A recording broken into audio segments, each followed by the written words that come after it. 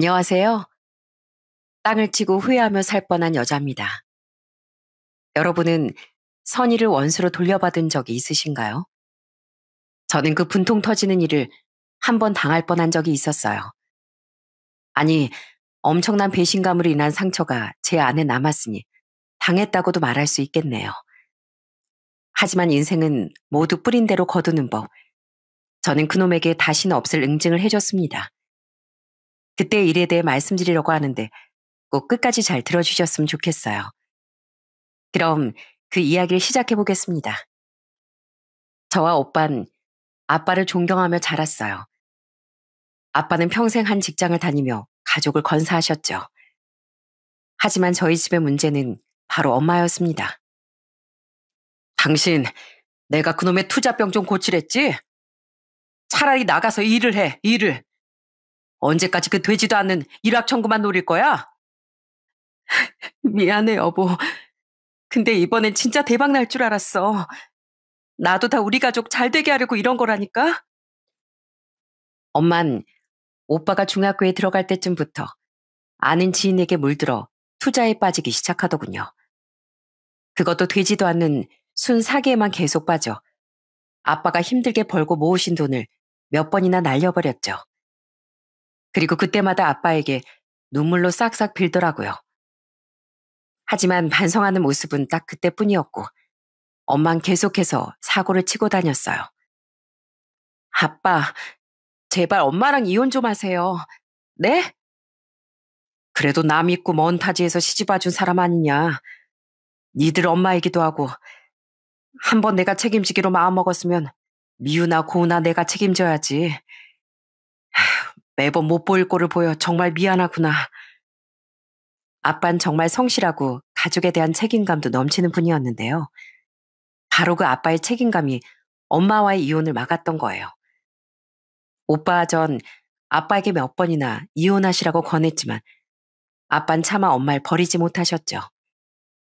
하지만 그런 아빠도 결국 엄마를 참지 못한 사건이 일어나고 말았어요. 그게 어떤 돈인데 그걸 다 날려? 곧 우리 종아 결혼돼야 되는데 앤 무슨 돈으로 시집 보낼 거야? 어? 엄마라는 사람이 내가 그동안 그렇게 봐줬으면 적어도 자식은 건드리지 말았어야지. 나가. 당장 이 집에서. 두 번 다시 내 눈에도 애들 눈에도 띄지 마. 저는 오빠보다 3년 늦게 결혼을 했는데요. 그때 엄마는 아빠 몰래 금융다단계 투자를 했다가 또 엄청난 손실을 봤습니다. 그때 엄마는 아빠가 따로 모아놨던 제 결혼 자금을 포함해 집안 재산을 어마어마하게 거덜냈죠.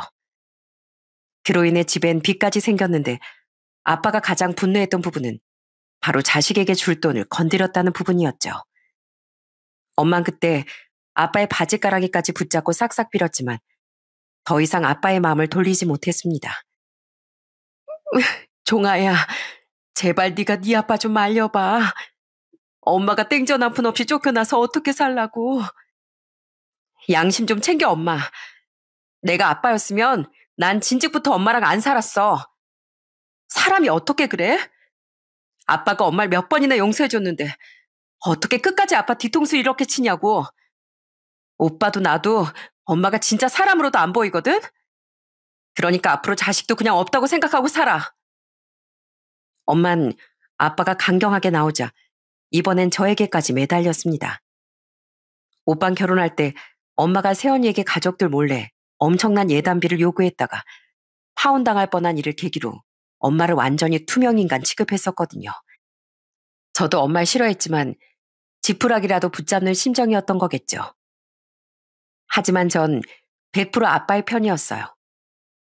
그렇게 엄마는 이혼을 당했고 저와 오빤 엄마와의 인연을 완전히 끊어버렸습니다.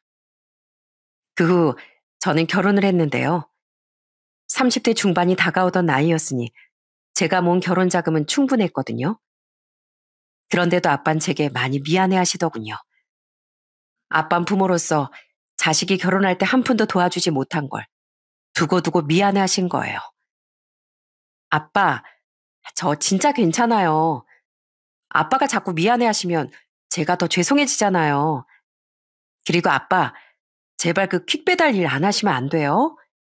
저랑 오빠가 다달이 조금씩 도와드리겠다니까요. 그렇게 책임감이 강하셨던 아빠는 이혼은 했어도 엄마 때문에 어쩔 수 없이 남은 빚을 갚기 위해 퀵 배달 일을 시작하셨어요. 원래 아빠는 회사에서 은퇴한 후 잠시 휴식기를 가지고 계셨는데 엄마 때문에 다시 생업의 길로 내몰리신 거죠. 요즘 오토바이 사고가 얼마나 무섭습니까? 오빠도 저도 그런 아빠를 계속 말렸죠. 하지만 아빠는 유지부동이었어요. 어차피 슬슬 일 구하려고 했어. 그동안 쉴 만큼 쉬었지 뭐. 평생 일하던 사람이 집에만 있으면 좀이 쑤셔서 안 된다. 그리고 내가 아내를 잘못 선택해서 생긴 빚을 왜 너희가 갚아줘? 나 아직 팔팔한 60대고 자식들한테 손 벌릴 정도로 안 늙었다. 내 빚도 내 생활비도 다 내가 알아서 해결할 테니까 니들은 그저 니들 가정이나 잘 꾸리고 살아. 그런 아빠가 결혼 생활 내내 어찌나 걱정되는지 모릅니다. 전 아빠에게 무슨 사고가 일어나진 않았는지 어디 다치신 곳은 없는지 걱정돼요. 매일같이 문자를 드리고 전화를 드렸어요. 또 꿈자리라도 안 좋은 날엔 아침부터 아빠에게 전화를 걸어 신신당부했었죠. 아빠, 오늘 하루 특히 운전 조심하세요. 웬만하면 그냥 집에서 쉬면 더 좋고요. 제 꿈자리가 너무 안 좋단 말이에요. 저는 자식으로서 늘 아빠가 안쓰러웠습니다. 그리고 그런 아빠에게 제 남편은 정말 살갑게 잘해줬던 고마운 사람이었어요. 남편은 저보다 연상으로 공연 기획자로 일하던 사람이었는데요.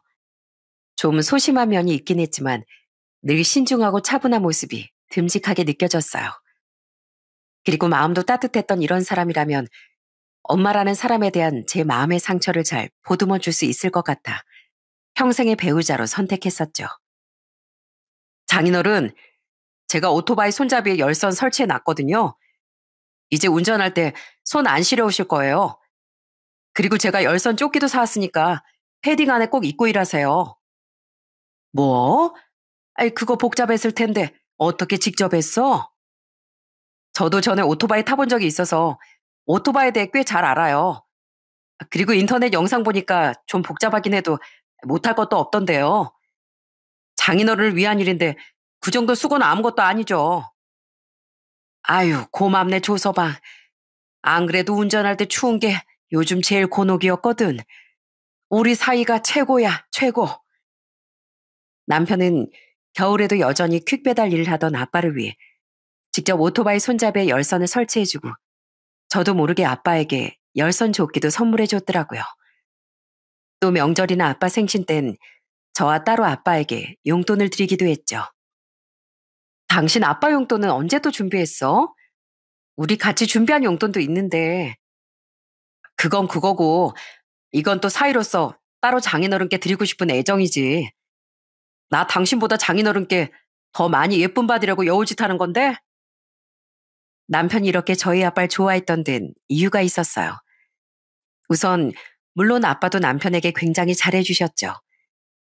남편을 볼 때마다 우리 사위, 우리 작은 아들하며 꼭 안아주셨고 저희가 친정에 갈 때면 꼭 집으로 돌아가던 우리 손에 직접 만든 고추장 불고기와 고추장아찌를 들려주셨죠. 아빠, 이걸 또 직접 만드셨어요? 불고기는 대체 얼마나 많이 하신 거예요? 조서방이 내가 만든 고추장 불고기랑 장아찌를 굉장히 좋아하잖니. 아이처럼 맛있게 먹던 조서방 얼굴을 생각하면 아빠가 어떻게 안 만들 수 있겠어. 이거 채소 넣고 볶기만 하면 되는 거니까 3분의 1은 바로 해먹고 나머지 냉동시켜 놨다가 한 번씩 해주거라. 와, 장인어른 진짜 감사해요. 장모님도 아닌 장인어른이 해주신 음식을 받아가는 사이는 아마 저밖에 없을 거예요. 진짜 감동이에요. 아빠 맨날 사고만 치던 엄마 대신 힘들게 일하던 와중에도 저와 오빠에게 음식도 종종 해주셨었어요. 그래서 아빠의 음식 솜씨는 굉장히 좋았는데 남편은 특히 그런 아빠가 해주신 고추장 불고기와 장아찌를 굉장히 좋아했던 거예요. 이렇게 아빠가 잘해주셨기에 남편이 잘한 것도 있었는데요. 다른 하나의 이유는 바로 시댁 때문이었습니다. 이번 명절? 아니, 오지 말거라. 네 시아버진 지인들이랑 명절 내내 여행 간다고 했고 나도 친정 동생이랑 한 일주일 정도 대만 놀러 가기로 했어. 그러니까 너희도 알아서 쉬든 친정에 가든지 하거라. 시댁 분위긴 좀 개인적이고 까칠했습니다. 시부와 시모는 남편이 어릴 적부터 자식들보단 자신들의 인생을 살기 더 바빴다고 해요. 그래서 남편은 가정에 헌신적이었다던 저희 아빠가 더 멋지고 존경스러워 보였다고 하더라고요. 솔직히 전 시댁에 큰 불만은 없었어요. 시부모님은 자식들에게 관심이 없는 만큼 요구하는 것도 아무것도 없었고 명절도 잘 챙기지 않으셨거든요. 정말 딱 남처럼 지내는 사이였던 거죠. 남편의 두 여동생은 각각 지방과 해외로 나가 살고 있었는데 명절조차 시부모님이 챙기지 않으니 두 사람의 얼굴을 볼 일은 결혼 생활 내내 거의 없었습니다. 그렇게 시누이들과 시부모님은 가족에 대한 정이 별로 없어 보였는데요. 유독 남편만이 그 집에서 정이 많은 사람이었던 거예요. 난 자식들 생일조차도 무관심했던 부모님이 정말 이해가 되지 않았어. 동생들은 부모님 성향을 닮았는데 난 그게 너무 서운하더라고. 그래서 난 내심 화목한 가정에 대한 꿈을 갖고 살았거든. 근데 그걸 당신이랑 장인어른이 이뤄준 거야. 정말 고마워. 화목한 가정에 목말라 있던 사람이었기에 남편은 더더욱 저희 아빠를 좋아했던 겁니다. 그런 남편은 물론 우리 아들과 딸에게도 좋은 아빠가 되어줬죠. 그런 남편과 제 사이가 멀어지기 시작한 건 결혼한 지 6년도 더 지난 어느 날부터였어요. 또 술 마셔? 그만 좀 마셔, 당신. 그러다 건강 망가져. 당시 남편은 일이 너무 바빠 매일 일에 치여 살았습니다. 공연 기획자라는 직업 특성상 지방이나 해외 출장도 많아 집에 잘 못 들어오는 날도 꽤 잦았죠. 그런데 남편은 일만 하다 보니 사는 낙이 없다며 자꾸만 자기 전에 소주를 한 병씩 마시더라고요. 그전에도 술을 좋아하는 사람이긴 했지만 그땐 너무 많이 마시니 걱정돼 제가 잔소리도 많이 하게 됐어요. 그런데 그 자상하던 사람이 점점 제게 버럭 성질을 많이 내기 시작하더군요. 아, 진짜. 그 잔소리 좀 그만해. 집에 오면 나도 마음 편하게 좀 쉬자. 왜 성질이야? 쉬어. 누가 쉬지 말래? 나도 당신 쉬라고 애들 봐달라고 부탁도 안 하고 밥도 다 차려줬잖아. 근데 술을 너무 자주 마시는 것 같으니까 그것만 좀 줄이라는데 그게 그렇게 듣기 싫어? 이거라도 마셔야지. 그럼 내가 사는 낙이 뭐가 있어? 언젠 나랑 애들이 당신 사는 낙이라며. 그리고 그럼 나는 뭐 되게 재밌게 살아? 나도 일하고 애들 챙기고 독박 집안일 하다 보면 눈 깜짝할 사이 하루가 한 달이 아니 1년이 가. 그래도 당신 배려해주겠다고 묵묵히 참고 있는 건데 왜 그런 나한테 자꾸 성질을 부려? 진짜 너무한 건 당신 아니야? 아, 몰라. 나 빨리 먹고 잘 거야. 그만해 좀. 저도 저 나름대로의 힘듦을 꾹 참고 남편을 배려해 준 거건만 자기만 생각하는 남편의 말이 기분 좋았을 리 있겠습니까? 진짜 너무 힘들어하는 남편을 위해 육아도 집안일도 다 도맡고 집에 오면 바로 먹을 수 있게 좋아하는 것들로 밥상까지도 다 차려줬건만 너무 서운하더라고요. 게다가 남편은 집에 있을 때면 자꾸 이런 말까지 중얼거렸어요. 마치 저 들으라는 듯이 큰 소리로 말이죠. 질린다 질려. 난 이 집이 너무 지겨워. 그거 지금 나 들으라고 하는 소리야? 내가 질리고 지겹다고? 아니 뭐 누가 딱 당신이 그렇대? 그냥 사는 게 지겹다고. 당신하고 사는 것도 애들도 다 생각보다 결혼 생활이라는 게 지루하고 내 인생도 없는 것 같고 그냥 그렇다고. 난 혼잣말도 못하냐? 그럼 좀 작게나 하든가. 당신 요즘 진짜 왜 그래? 우울증 아니야? 병원이라도 가봐. 우울증은 무슨 우울증이야? 집에서만 이런 건데. 아, 몰라. 다 짜증나. 진짜 이 사람이 왜 이러나 싶더라고요. 부부로서 너무 상처가 되는 말들이었어요. 애들 낳고 부모로 살다 보면 힘들고 고되죠. 제 인생도 없어진 것 같고요. 그걸 제가 왜 모르겠습니까? 그래도 서로 힘을 합쳐 행복으로 나아가야 하는 게 가족이고 부부 아닌가요? 그런데 자꾸 저렇게 짜증만 내고 비아냥거리기만 하는 남편 때문에 우리의 다툼은 잦아져 갔어요. 그래도 전 일이 너무 힘들고 몸이 피곤하니 저렇게 예민하고 부정적으로 변한 건 아닐까 하며 최대한 남편을 이해하려고 노력했죠. 그래도 제 남편이고 가족이었으니까요. 그렇게 남편이 변하기 시작한 지 반년 정도 지난 어느 날부터 남편의 건강엔 이상이 발생하기 시작했습니다. 아, 눈이 너무 퉁퉁 부어서 눈뜨기가 힘드네. 요새 왜 자꾸 몸이 붓지? 밤엔 화장실도 계속 가고 싶어서 몇 번씩 깨고. 남편은 자꾸 얼굴과 발이 붓기 시작하고 잦은 이뇨 증상을 느꼈습니다. 밤엔 화장실을 가고 싶다며 몇 번이나 깨곤 했는데 전엔 그래도 한 번 잠들면 숙면을 취하던 사람이 그러니 당시 다툼이 잦아졌었다고 해도 걱정이 되더라고요. 그래도 제 남편이었으니까요. 병원 좀 가봐. 내가 몇 번을 말해. 당신 요즘 술도 많이 먹고 스트레스도 많이 받았잖아. 건강 이상 생겼을지도 몰라. 나 아직 젊어. 이 정도 가지고 무슨 병원은? 그리고 나 요즘 밥 먹을 시간도 부족한 거 몰라? 내가 지금 병원 갈 시간이 어딨어. 가뜩이나 정신없는 사람 닥달하지 좀 마. 아무튼 사람이 생각이 없어. 뭐? 난 당신 걱정해서 한 소린데 무슨 말을 그렇게 해? 아이, 그래, 알아서 해. 나중에 병원 침대에 누워서 여보, 그때 내가 당신 말을 들었어야 하는 건데 미안해. 이러면서 울지나 마. 하지만 제게 계속 불만을 가지고 있었던 건지 남편은 그런 제 걱정을 깡그리 무시하더군요. 그렇게 큰 소리 뻥뻥 쳤던 남편의 몸은 계속 이상 증세가 강해졌어요. 다크서클이 짙어지고 발등 부종이 심해 어느 날엔 운동화가 안 맞는다고 한 적도 있었죠.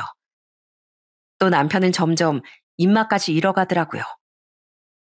왜 밥을 몇 숟가락 뜨고 안 먹어? 밥맛이 없어서 그래. 아, 요즘 왜 이렇게 뭘 먹어도 물 먹는 것 마냥 입맛이 없지? 심지어 남편은 몸도 자꾸 피곤해하더니 늦잠을 자서 공연에 큰 지장을 줄 뻔한 적도 있었습니다. 출근했던 제가 혹시나 싶어 아직도 자고 있던 남편에게 전화해 황급히 깨우지 않았었다면 남편은 정말 큰일 났을 거예요. 저는 그런 남편에게 제발 병원 좀 가라고 건강검진도 좀 받으라고 계속 닥달했어요.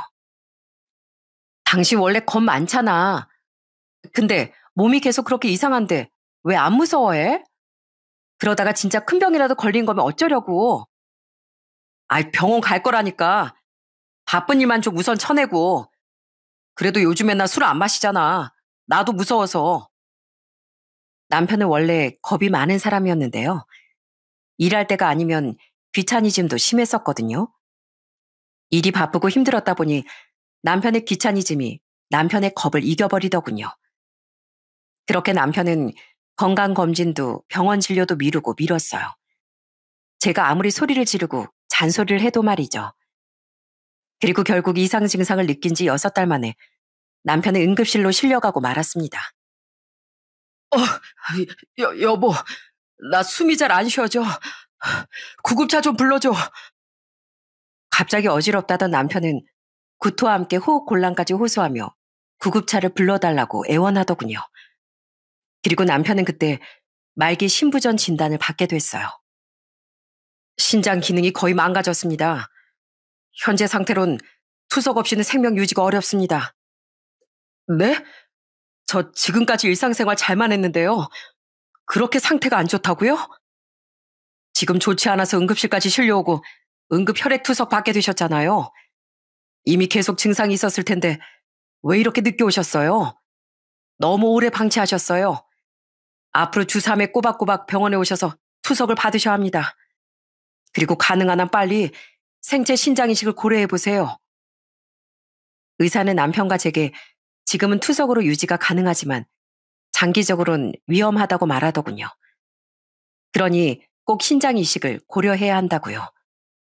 그런데 제가 말했었죠. 남편은 겁이 많은 사람이라고요. 남편은 얼굴이 하얗게 질리더라고요. 그럼 수술 받아야 하잖아요. 저 수술 무서워요. 계속 투석만 받으면서 살고 있는 사람들도 있잖아요. 저 지금 아직 그렇게 위험하지도 않은 것 같은데 우선 투석만 받으면서 지낼게요. 여보, 지금 이대로 있다간 언제도 상태 나빠질지 몰라. 그냥 신장 공여자 기다릴 수 있게 대기자 명단에라도 이름 올려두자. 어? 당장 목숨에 대한 위험이 와닿지 않았던 건지 남편을 수술하기를 두려워하더군요.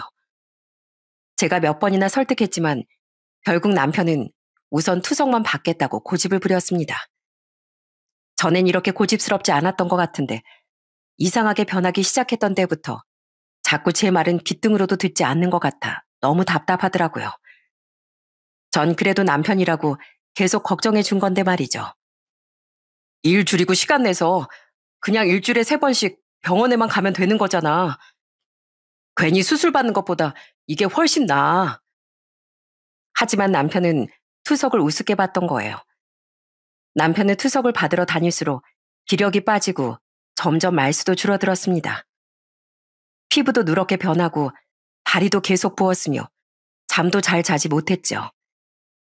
결국 일상생활이 힘들어져 남편은 일까지 그만두게 됐어요.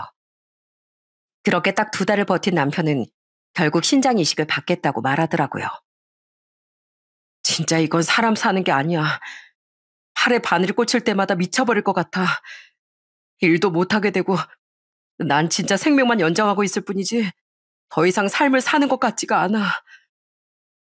의사도 장기적 투석은 예후가 나쁘다며 계속 남편에게 신장 이식을 권유하고 있던 상태였어요. 그리고 그때 남편은 제 손을 잡고 울먹이며 신장 이식을 부탁하더라고요.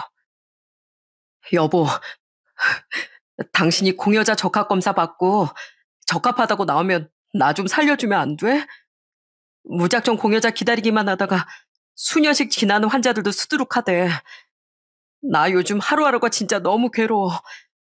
내가 그동안 당신한테 계속 예민하게 굴었던 거 진심으로 사과할게.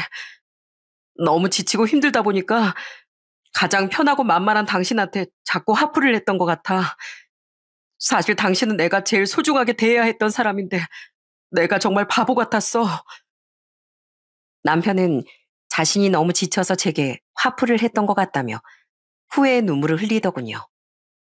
그리곤 자기 목숨을 살려주면 2번 다시 같은 실수를 반복하지 않겠다고 애원했죠. 진짜야. 나 믿어줘. 내가 원래 당신하고 애들한테 얼마나 잘했는지 당신도 잘 알잖아. 게다가 당신이 날 살려주기까지 하는 건데 내가 어떻게 당신을 또다시 함부로 대할 수 있겠어?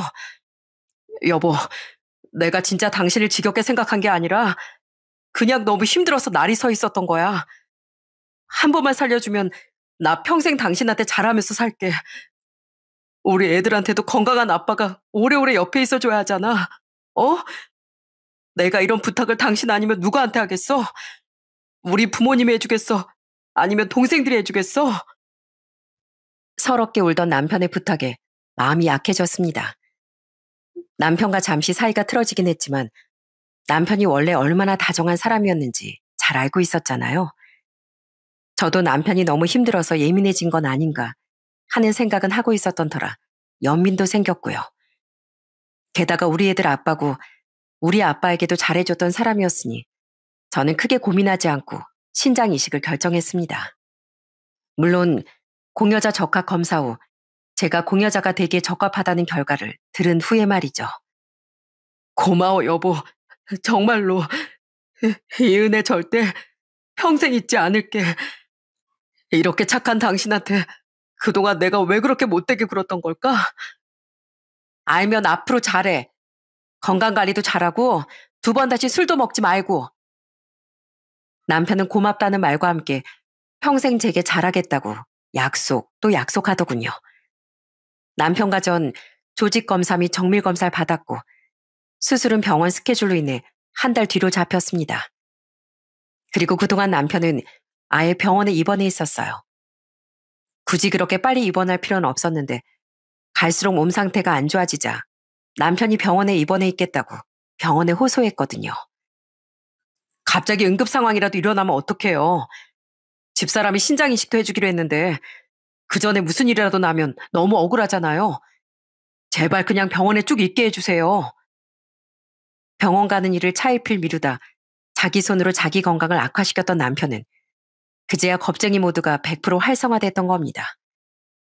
기저질환 관리 겸 입원해 있는 것도 좋다는 병원 측의 허락에 의해 남편은 그렇게 수술 전까지 쭉 입원해 있게 됐어요. 그동안 전 직장을 다니고 애들을 돌보며 남편 간병도 함께 병행했죠. 소식을 들은 시부모님은 제게 고맙다는 말을 전하셨을 뿐 그 이상 크게 관심이 없으시더군요. 시누이들은 문병조차도 오지 않았고 오히려 친정아빠, 오빠 내에만 남편을 한두 번 문병했었어요. 아빤 제게 잘한 결심이라며 칭찬을 해주셨죠. 네 몸 상하는 거야 염려된다만 부부가 힘들 때 그렇게 돕고 살아야지. 그게 부부야. 요즘 너희 둘 사이가 소원해 보여 걱정했는데 이젠 그런 걱정할 일은 없겠구나. 장인어른, 그동안 저희 사이가 안 좋았던 것도 다 제가 속 좁고 못난 놈이었던 탓이었어요. 죄송해요. 저 앞으로는 진짜 집사람한테 충성하면서 살 거예요. 그렇게 남편이 입원한 지 2주 정도 지난 어느 날이었습니다. 그날 아빤 제게 전화해 잠시 집으로 오라고 말씀하시더군요. 조서방은 어차피 입원해 있으니 너 혼자 좀 오거라. 어차피 곧 어버이날이었기에 전 애들만 데리고 친정으로 갔습니다.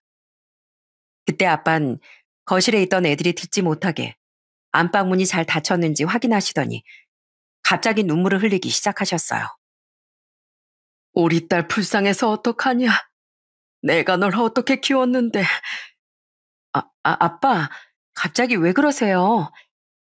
너 정신 차리거라. 절대 조서방한테 신장 주지 마. 그리곤 갑자기 신장 이식을 해주지 말라는 말을 하시는 거예요. 저는 대체 이게 무슨 상황인가 싶어 당황을 금치 못했습니다. 그리고 그 다음으로 이어진 아빠의 말에 심장이 쿵 떨어지고 말았죠. 조서방이 밖에서 뭐하고 다니는 줄 알아? 그놈의 자식 바람 피우고 다니는 것 같더라. 네? 뭐라고요? 바람이요? 그래, 내 두 눈으로 똑똑히 봤어. 사건의 전말은 이러하더군요. 퀵 배달 일을 하던 아빤 며칠 전 길거리에서 막 택시에서 내리고 있던 남편을 발견하셨다고 해요. 병원에 있어야 할 사람이 저기 있나 싶어 아빤 의아한 마음에 남편을 몰래 따라가 보셨대요. 이상하게 느낌이 안 좋더라고. 그래서 중간엔 오토바이까지 세워놓고 몰래 뒤따라갔어. 근데 그놈이 어디로 갔는 줄 아냐? 숙박업소로 들어가더라고. 심지어 그 앞에서 너보다 좀 어려 보이는 웬 낯선 여자랑 만나서 다정하게 보리 스킨십까지 하더라. 그리고 그들이 그 안으로 들어가더라고. 나 정말 기절 초풍할 뻔했다. 숙박업소요? 그래. 내가 진짜 이게 무슨 상황인가 싶어서 앞에서 3시간을 넘게 기다렸다. 근데도 안 나오더구나. 그래서 하는 수 없이 그냥 오긴 했는데 다행히 그 둘이 거기 들어가는 사진은 내가 찍어뒀었어. 자, 이거 보거라. 아빤 심란한 표정으로 제게 휴대폰 사진 하나를 전송해 주셨어요. 아빠가 보내준 사진 속엔 정말 남편이 다정하게 웬 여자의 손을 잡고 그곳으로 들어가고 있더라고요. 엄청난 배신감과 함께 충격이 휘몰아쳤죠. 점점 표정이 일그러지다 눈에 눈물까지 고이기 시작한 제 손을 잡고 아빠는 흐느끼셨죠. 내가 진짜 심장이 떨려서 며칠 동안 술만 마시면서 고민했다. 내가 뭔가를 오해한 건 아닌지 이걸 너한테 어떻게 말해줘야 할지 말이야. 너무 놀랐던 거야 나도. 그런데 아무리 고민해봐도 이건 내가 오해한 게 절대 아니다 싶더라고. 그래서 하루빨리 너한테 말해줘야 할 것 같았다. 나쁜 자식. 고민도 없이 신장까지 주려고 했던 너한테 어떻게 이럴 수 있단 말이야. 그놈이 사람이야? 아픈 게 무서워서 굳이 입원까지 해 있겠다고 한 놈이 병원에서 나와서 그 짓거리를 하고 다녀? 아주 그대로 죽게 냅둬도 싼 놈이야. 그러니까 너 혹시라도 절대 신장 주지 마라. 알았어? 안 줘요. 나쁜 자식. 감히 사람 호의를 원수로 갚아? 제가 절대 가만 안 놔둘 거예요. 어떻게 그 사진이 오해일 수 있었겠습니까? 너무 화가 나서 치가 떨리더라고요. 그날 아빠에게 애들을 잠시 맡긴 뒤 친정에서 나온 전 병원으로 가서 간호사 데스크 선생님에게 질문을 했어요. 저 조상원 환자 아내인데요. 혹시 제 남편 최근에 외출한 적 있나요? 아, 네. 중요한 집안일이 있으시다고 입원해 계신 동안 한 번씩 외출하셨어요. 모르셨나요? 참 기가 차더군요. 아파서 중내산해하고 있는 인간이 바람 피울 힘은 남아있었나 보더라고요. 전 우선 증거를 잡아야겠다고 생각했습니다. 그래서 일부러 남편 옆을 지키다 남편이 잠이 든 뒤 휴대폰을 뒤져봤거든요. 그런데 이 인간이 정말 숨기는 게 있는 건지 통화 기록도 문자 내역도 아주 깨끗하더라고요.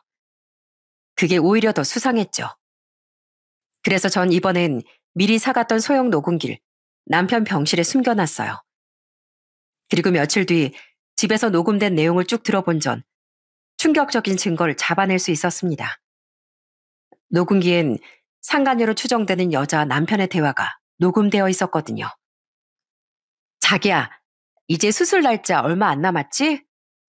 수술 끝나면 바로 자기 아내랑 이혼한다는 약속 지켜야 된다. 나 자기가 이혼하고 나랑 결혼할 날만 하루하루 손꼽아 기다리고 있단 말이야. 걱정하지 마. 나도 자기랑 하루빨리 살고 싶어. 근데 우선 나도 살아야 하니까 집사람한테 잘하는 척 연기하고 있던 거야. 그거 가지고 너무 서운해하면 안 돼. 알았지? 내가 오죽 자기가 보고 싶었으면 이 힘든 몸을 이끌고 병원에서 몇 번이나 외출했겠어. 나 진짜 힘들었다. 알겠어. 그래서 오늘은 내가 여기로 왔잖아. 근데 이혼하면 애들은 당연히 두고 오는 거지? 난 그 여자 애까진 키우기 싫단 말이야. 나도 혹 달고 자기랑 새 출발하기 싫어. 내가 예전엔 화목한 가정 막 이런 걸 꿈꿨었거든. 근데 막상 애 낳고 좀 키워보니까 부모님 마음을 알겠더라. 자식들 키우니까 내 인생이 없어, 내 인생이. 재미도 없고 지루해. 그러니까 막 억울하기까지 하더라니까. 내가 왜 결혼해서 내 인생을 올가맸나 싶어서. 심지어 집사람도 전엔 현숙해 보여서 좋았는데 막상 결혼하고 좀 살아보니까 사람이 너무 지루해. 딱 장인어른이랑 똑같아. 그럼 난 안 지루해? 그걸 말이라고 해? 자기 매일 짜릿하고 새롭지.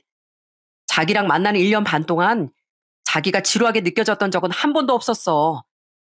사실 난 그런 지루한 여자보단 자기처럼 좀 발칙하고 통통 튀는 여자를 더 좋아했다는 걸 왜 이렇게 뒤늦게 알게 됐을까? 그래도 지금 집사람이랑 결혼했던 게 손해는 아닌 것 같아. 이렇게 신장은 바꿔서 이혼할 수 있으니까. 신장 받자마자 진짜 냅다 반품해버려야지. 너무 충격적인 내용에 손이 덜덜 떨리더군요. 그러니까 남편은 그 여자와 1년 반이나 바람을 피우고 있었던 거예요. 남편이 제게 성질을 부리기 시작한 시점과 얼추 들어맞더라고요. 그놈은 일이 힘들어서 예민해졌던 게 아니라 그냥 다른 여자가 생겼던 겁니다. 그런 주제에 목숨은 아까워서 제게 신장을 구걸한 뒤 바로 이혼하려는 계획을 세우고 있었던 거죠. 어떻게 사람이 이렇게 무섭고 잔인할 수 있답니까? 그냥 바람을 피웠다고 해도 분통 터질 판에 그런 악랄한 계획을 알게 됐으니 진짜 뚜껑이 열리더라고요. 저는 당장 녹음기를 들고 병원으로 달려갔어요.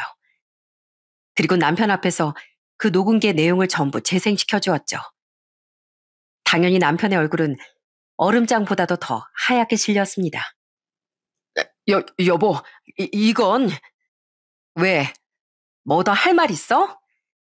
내가 왠지 당신이 요즘 수상쩍다 싶어서 녹음기 좀 설치해봤어. 근데 이렇게 대박 증거가 걸려버렸네. 나한테 신장만 뚝 떼어받고 나랑 애들 버리려고 했더라 너? 어떻게 사람이 그렇게 비열하고 치졸할 수가 있어? 아니야. 오해야, 오해. 그러니까 이 여자 내 친구야. 나랑 이쪽 일 같이 하던 업계 친구인데 전날 날 문병 왔었던 거야. 우리들이 원래 친해서 만나면 막 이상한 상황극 많이 해. 그러다 보면 신박한 기획 아이디어도 막 쏟아져 나오거든. 평범한 직장인인 당신은 잘 모르겠지만 이게 진짜 도움이 된다니까? 이거 다 장난친 거야. 남편은 그 여자가 같은 업계 회사를 다니는 업계 동료라고 둘러대더군요. 그걸 핑계라고 되나 싶어 비웃음이 흘러나왔습니다. 전 이참에 그 여자 낯짝을 사진 말고 직접 보기나 해야겠다고 생각해 이렇게 말했어요. 그래? 장난이었다 이거지? 그럼 그 여자 여기로 데리고 와. 와서 직접 당신이랑 말이 맞는지 확인시켜. 그럼 내가 다시 생각해 볼게. 나도 오해는 풀어야 되지 않겠어? 여기로? 알겠어. 내가 당장 오라고 할게. 남편은 당장 그 여자를 부르겠다며 고개를 끄덕이더군요. 원래 같았으면 그런 상황에 남편이 상간녀를 불러들였겠나요? 아마 남편은 살고 싶다는 다급함 하나로 그렇게까지 한 것 같더라고요. 제가 신장을 주지 않으면 평생 언제 사달이 날지 불안해하며 고통 속에 살아가야 했으니까요. 아, 안녕하세요, 사모님. 저 이윤정이라고 합니다. 윤정아, 잘 왔어. 집사람이 우리가 저번에 병실에서 상황극한 거 있잖아. 막 바람 피우는 것처럼 별의별 연기 다 했던 거 기억하지? 어? 기억하지. 그 상황극. 집사람이 그걸 어떻게 알게 됐는데 그거 가지고 오해를 하고 있더라고. 나도 충분히 오해할 수 있는 상황인 것 같아서 얼른 널 부른 거야. 우린 그냥 친구 사이라고 네가 해명 좀 해줘. 남편이 뭐라고 구슬린 건지 40분 뒤쯤 바로 그 여자가 병실로 달려왔더군요. 그리곤 제 눈치를 보며 남편과 장단을 맞춰 거짓말을 시작하더라고요. 그 여자 막 누나를 이리저리 굴리더니 제게 자신의 명함을 건네줬습니다. 남편이 말한 대로 그 여잔 공연기획 쪽 회사 소속 직원은 맞긴 맞았어요. 저 이런 사람인데요. 저 상원이 오빠랑은 그냥 사회에서 만난 오빠 동생, 아니 친구 사이 맞아요. 제가 괜히 오해받을 짓을 했네요.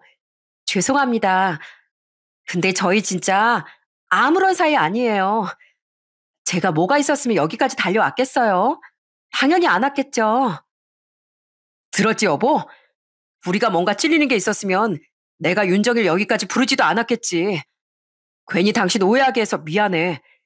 앞으로는 이런 상황극 일 때문이라도 절대 안 할게. 둘 다 애를 쓴다, 애를 써. 이윤정 씨? 이리 좀 가까이 와봐요. 그 가소로운 광경에 저도 모르게 실소가 흘러나오더군요. 저는 상간녀에게 손가락을 까딱거렸습니다. 그리곤 주춤주춤 제게 다가오던 그 여자의 뺨을 냅다 갈겨버렸어요. 그 뒤 곧장 벙쪄있던 남편에게도 다가가 마찬가지로 뺨을 후려쳐줬죠. 이게 뭔... 이게 대체 갑자기 무슨 짓이야? 내가 오해라고 했잖아, 여보. 당연히 그들은 난리가 났었습니다.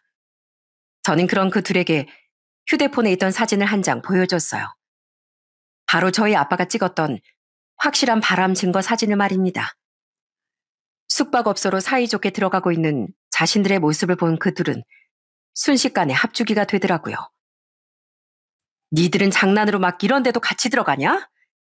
난 처음부터 장난이었네, 상황극이었네 하는 니들 말 믿지도 않았어. 그냥 너 불러내서 이렇게 같이 뺨이라도 날려주려고 잠깐 속는 척했던 거야. 이것들이 내가 다 들었는데 누굴 호구로 보나? 여보, 이건... 왜? 이것도 변명해보게? 이것도 상황극이야? 상황극에 너무 빠져서 실전까지 나간 거라고 할래? 이 더러운 놈아. 언젠 화목한 가정이 꿈이었다더니 뭐? 지루해? 애들이 혹이야? 너 같은 놈의 애들 아빠 될 자격도 없어. 그렇게 자기 부모 자기 동생들이 욕하더니 넌 시댁 식구들하고는 비교도 안 되는 쓰레기 같은 놈이야. 그런 놈이 그 더러운 목숨을 연명해서 뭐 하겠다고 신장이식을 바라니? 어림없는 소리 하지도 마. 뭐? 여보, 수술도 얼마 안 남았는데 갑자기 그러면 어떡해. 제발 그러지 마. 어? 아무리 화가 나도 사람 목숨 가지고 그러면 안 되지. 야, 이윤정, 너도 얼른 잘못했다고 빌어. 어? 죄송합니다, 사모님. 제가 무조건 잘못했습니다. 제가 신장이식을 해주지 않겠다고 선언하자 남편은 당황해서 어쩔 줄 몰라 하더군요. 남편은 상간녀에게까지 빨리 제게 사과하라며 윽박지르더라고요. 급하긴 급했던 거예요. 하지만 전 코웃음을 치며 비아냥댔습니다. 그래, 잘못했지, 니들 다. 그건 그거고 난 용서해줄 생각 없거든? 백날 그렇게 빌어봐라. 내가 내 신장 떼주나. 야, 조상원. 내가 신장 주면 너 바로 이혼하고 얘랑 재혼하려고 했잖아? 근데 내가 정신 나갔니? 너 같은 짐승. 아니, 벌레 자식한테 호구처럼 계속 신장 준다고 하게? 야, 은혜도 모르는 놈은 밥 먹을 자격도 없다고 했어. 너는 밥 먹을 자격도 숨 쉴 자격도 없는 놈이니까 나한테 애원 같은 거 더 할 생각도 하지 마. 알았어? 어차피 당장 신장 이식 못 받는다고 해도 너 바로 어떻게 되는 거 아니잖아. 어디 한번 네 목숨이 얼마나 질긴지 고통받으면서 계속 견디고 기다려봐. 그럼 언젠가 신장이 너한테도 기증될 차례가 올지도 모르지. 여보. 여보라고 부르지도 마, 이 쓰레기야. 그리고 이윤정 당신도 언젠간 천벌받을 줄 알아. 자기 인생 즐기는 것만 중요하지. 남의 인생 어떻게 되든 말든 신경도 안 쓰는 이기적인 인간아. 너도 나한테 위자료 소송당할 생각해. 알겠냐? 네 부모님한테 부끄러운 줄 알아. 이 더럽고 비열한 년놈들아. 인생 그렇게 살지 마. 상간녀 고개를 푹 숙이고 있었고 남편은 병실을 나서는 절 따라 나와 바지가랑이까지 잡고 매달렸습니다. 저를 배신하려던 놈이 끝까지 자기 목숨은 아까웠던 거죠. 하지만 전 그런 그놈을 발로 뻥 차준 뒤 바지까지 툭툭 정리하곤 병원을 나와버렸어요. 그러자 그날 저녁 남편은 집에까지 쫓아와 계속 애원하더라고요. 여보, 나 진짜 계속 이렇게 못 살아. 제발 나 좀 살려줘. 아까 통화해봤는데 우리 어머니랑 아버지도 동생들도 전부 나한테 신장 기증 안 해준대. 내 인생은 내가 알아서 하래. 나 진짜 신장 이식 못 받으면 오래 못 살 확률 높은 거 알잖아. 그리고 공여자가 언제 나타날지도 모르는데 나 계속 이렇게 지옥같이 살라고? 난 못해. 제발 살려줘. 지옥같이 사는 게 두려운 인간이 나랑 애들한테 지옥을 선물해 주려고 했어? 그것도 내 신장을 홀랑 받아간 뒤에? 야, 이 악마 같은 인간아. 너 따위한테 딱 그 지옥이 어울려. 난 당신이 멀쩡했던 시절 기억에 잠깐 홀려서 당신을 살려주려고 했던 내 자신이 너무 불쌍해. 알아? 그런 네가 요단강을 건너든 말든 더 이상 내 알 바 아니니까 나가. 나가라고. 힘도 없는 인간이 어떻게 저를 이겼겠습니까? 저는 남편을 바로 병원으로 다시 쫓아내버렸어요. 그 후 남편은 끝까지 포기하지 못하고 계속 이혼하길 거부하더군요. 전 아예 이혼 소송을 걸어버렸어요. 그리고 남편과 상간녀에게 위자료 소송도 물론 함께 걸었죠. 그때 전 상간녀 소송 소장을 일부러 상간녀 회사로 보내버렸죠. 상간녀는 어떻게 알아낸 건지 얼마 뒤 제게 전화를 걸어 난리를 쳤습니다. 저는 그런 상간녀에게 시원하게 한 방 날려줬죠. 이봐요. 당신 제정신이에요? 그냥 소송만 걸었으면 됐지. 왜 그걸 회사로 보내냐고요. 당신 때문에 내가 상간녀 소송 걸린 거 회사에서 다 알아버렸잖아요. 나 지금 회사에서 얼굴도 못 들고 다니고 있다고요. 당신 일부러 그랬죠? 네? 아니거든? 난 그냥 아무 생각 없이 보낸 건데. 어쩌나? 네 그 추악한 민낯이 회사에다 까발려져서? 남의 인생 망치는 걸 우습게 생각하면 그렇게 네 인생도 조져지는 거란다. 알겠니, 더러운 기집애야? 이번 일을 교훈 삼아서 앞으로 남 눈에 피눈물 흘리게 하지 말고 똑바로 살아. 그렇게 소송 싸움을 이어가는 동안 아빠는 아무래도 괘씸해서 안 되겠다며 그놈에게 달려가 곤죽을 만들어 놓으려고 하시더군요. 저는 그런 아빠를 말렸습니다. 자기가 버텨봤자 얼마나 버티겠어요. 어차피 제가 이기는 소송인데 그냥 두세요, 아빠. 괜히 힘 빼실 필요 없어요. 제가 알아서 할게요. 그놈은 제가 신장 안 준 걸로 이미 지옥을 살고 있을 거니까요. 제 말처럼 자기 몸 챙기기도 힘들었던 남편이 어떻게 그 힘든 소송 싸움을 계속 버틸 수 있겠습니까? 결국 남편은 제 풀에 지쳐 계속 소송을 이어가길 포기하고 이혼에 동의했어요. 그놈에겐 자격도 없고 당장 애들을 부양할 상황도 아니었기에 애들은 당연히 제가 데려올 수 있었죠. 그렇게 이혼한 후 전 친정으로 들어와 아빠와 함께 살게 됐습니다. 제가 효도해야 할 어버이날에 도리어 아빠가 제 인생을 구제해 주셨던 거예요. 만약 아빠가 아니었다면 전 아무것도 모른 채 그놈에게 신장을 주고 이혼까지 당했을 겁니다. 만약 그렇게 됐을 거라고 생각하면 얼마나 분통이 터졌을까, 얼마나 후회됐을까 생각돼요. 오서서 소름이 다 돋았죠. 웃긴 건 이혼이 마무리되기 직전 제게 전화했던 시모의 말이었어요. 이혼할 때 이혼하더라도 사람 목숨이 우선인데 신장은 좀 주고 헤어지지 그러니. 그게 무슨 말 같지도 않은 소리세요? 정 그렇게 걱정되면 어머님 아들은 어머님이 직접 챙기세요. 평생 자식 방치하고 키웠다가 그런 금수를 만들었으면서 이제 와서 자식 걱정하는 척 하지 마시고요. 평소 시모에게 악감정은 없었다지만 하도 말 같지도 않은 소리를 하니 저도 말이 곱게 나가지 않더군요. 그 뒤로 시간은 빠르게 흘러 지금은 벌써 어버이날 사건으로부터 1년이라는 시간이 훌쩍 지났네요. 전 친정에서 아빠와 아이들과 아주 잘 지내고 있습니다. 아빠는 거듭된 저와 오빠의 부탁에 결국 퀵 배달 일을 그만두고 지금은 경비 일을 다니고 계세요. 그마저도 이젠 제가 아빠를 부양하겠다며 말리고 말렸는데 이건 위험한 일이 아니니 알아서 하겠다고 끝내 거절하시더라고요. 빚은 이미 다 갚았다지만 일할 수 있을 때까진 내 손으로 계속 돈 벌 거다. 난 자식들에게 짐으로 남긴 딱 싫어. 난 이게 마음 편해. 아빤 그렇게 버신 돈으로 저희 애들과 조카들에게 용돈 주고 선물 사주는 게 요즘의 가장 큰 즐거움이라고 말씀하셨어요. 한편 전 남편은 아직도 입원과 퇴원을 반복하며 신장 공여자를 기다리고 있다고 해요. 전 남편은 얼마 전 제게 모르는 번호로 전화를 걸었었거든요. 내용은 별거 없었습니다. 매일이 너무 무섭고 외롭다며 진짜 신장 이식 한 번만 해주면 평생 은혜 갚고 살겠다고 애원했었죠. 진짜 웃기는 짬뽕이네. 내가 정신 나갔니? 그 여자한테 해달라고 해. 안 돼. 걘 진짜 의리도 없는 나쁜 기집애야. 언제 내가 이혼만 하면 결혼하겠다더니 내가 신장 좀 달라고 남남인 관계라도 잘하면 얼마든지 신장 기증해 줄 수 있다. 검사라도 한번 받아봐달라 하고 애원하니까 바로 날 차버리는 거 있지? 나 때문에 회사에도 상간 여인 거 소문 다 났는데 무슨 신장 타령까지 하냐면서 앞으로 연락도 하지 말래. 벌써 차인 지 4달이 넘었어. 그러게 인생을 좀 잘 살지 그랬니?